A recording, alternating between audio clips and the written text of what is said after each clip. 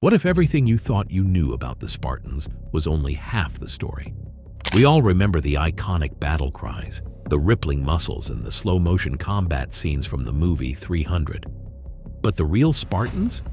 They weren't comic book superheroes. They were far more brutal, disciplined, strategic, and at times, deeply flawed. And the Battle of Thermopylae? It was no last stand of 300 lone warriors against the Persian Empire. It was a calculated delaying tactic, one piece of a much larger and bloodier war. In this video, we cut through the Hollywood smoke and CGI mirrors to reveal the real story of the Spartans, their tactics, their allies, and the harsh truth behind Thermopylae. From the rigorous Spartan agog to the use of helots, enslaved people who supported their war machine, to the often ignored contributions of thousands of Greek allies who fought and died alongside them. We're diving deep into history's most misunderstood warriors. If you're a fan of ancient history, military strategy, or just love breaking down pop culture myths with cold, hard facts, then you're in the right place. Make sure to like, comment, and subscribe for more immersive historical content. Your support helps bring forgotten history to life. And there's plenty more where this came from. Let's step beyond the myth. This is the real story of the Spartans and what the movie 300 didn't show you. The Spartan war machine. Forget chiseled abs and slow-motion sword fights. What truly made Sparta feared throughout the ancient world was its militarized society. From birth, a Spartan boy's life was molded for one purpose: war.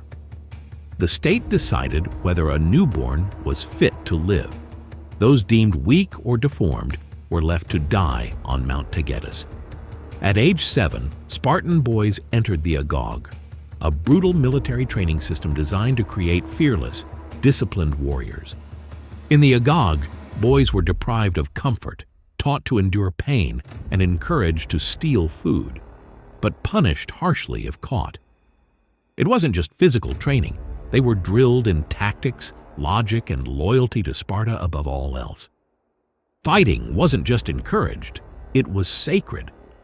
But here's what the movie 300 didn't show you. Spartan strength wasn't just about muscle. It was about discipline, cohesion, and an unwavering phalanx formation. Each hoplite was part of a wall of bronze and wood, his shield protecting not just himself, but the man beside him. Alone, a Spartan was vulnerable. Together, they were nearly unbreakable.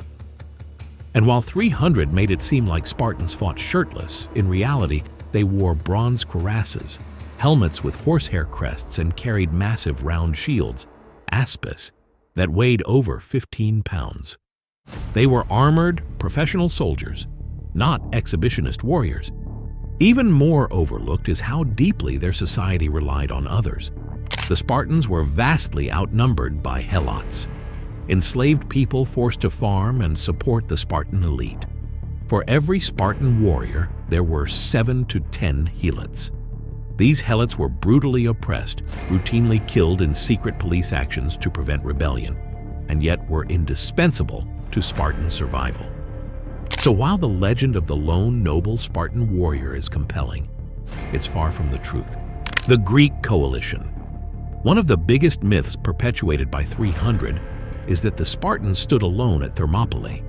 In reality, they were just one part of a multi-city Greek coalition.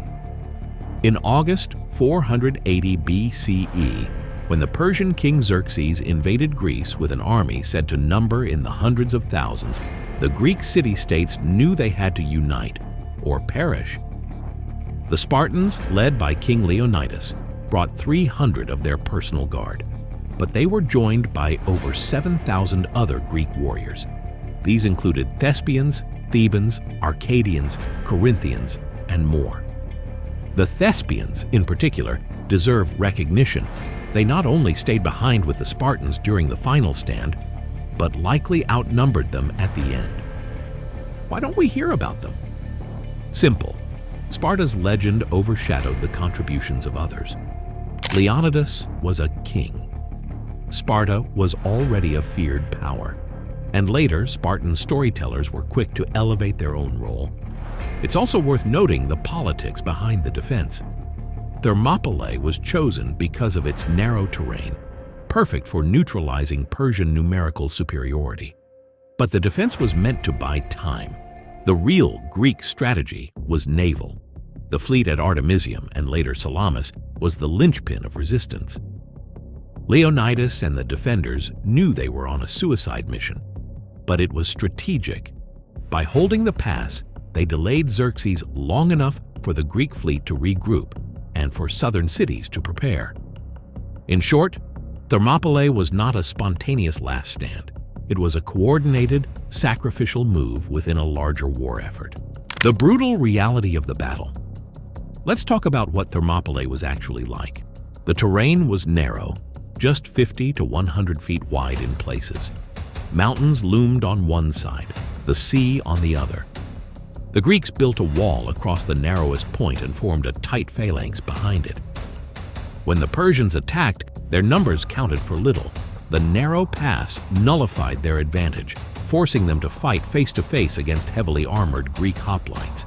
Day after day, wave after wave of Persians were cut down. Even the famed immortals, Xerxes' elite guard, were repelled. Greek discipline and armor proved decisive, but it wasn't glamorous. The stench of sweat, blood, and death filled the air. The fighting was exhausting and gruesome. Spears shattered, swords clashed, bodies piled high. Men slipped in blood-soaked dirt. On the third day, a Greek trader named Ephialtes showed the Persians a hidden mountain path, allowing them to outflank the defenders. Leonidas dismissed most of the Greek forces, choosing to stay behind with his 300 Spartans, 700 Thespians, and about 400 Thebans, though the Thebans reportedly surrendered quickly. The final stand was not a glorious death charge, as 300 suggests. It was a grueling retreat to a hill, where the remaining Greeks made their last stand, surrounded and cut down by Persian archers.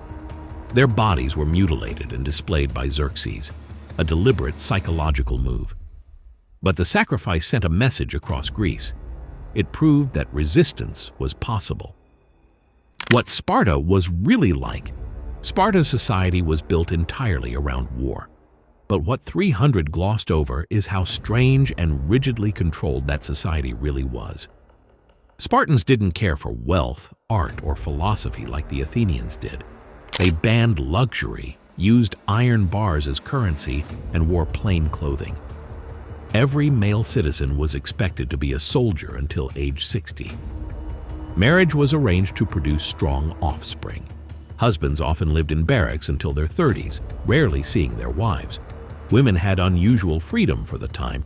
They could own land, exercise in public, and were educated.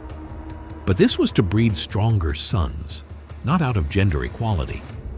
Sparta's obsession with strength made it stable, but also brittle. When their helots revolted, or when they faced enemies who fought with guerrilla tactics instead of frontal assaults, they struggled. And after Thermopylae, Sparta did not become the hero state 300 implies.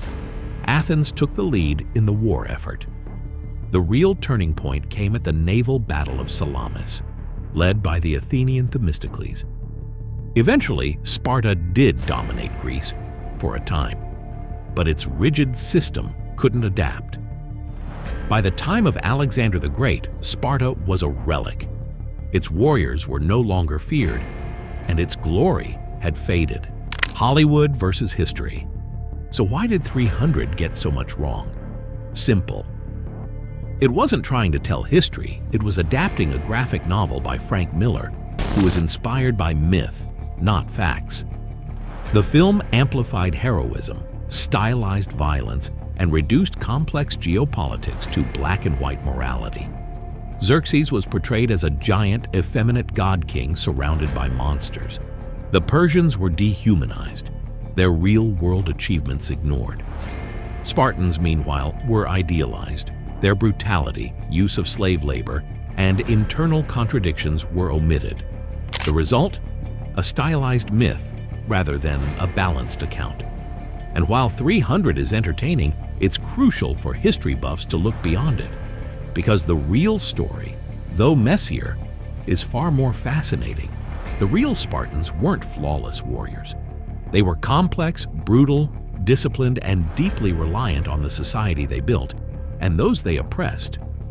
The Battle of Thermopylae wasn't just a tale of 300 men holding the line. It was a calculated military move within a vast war.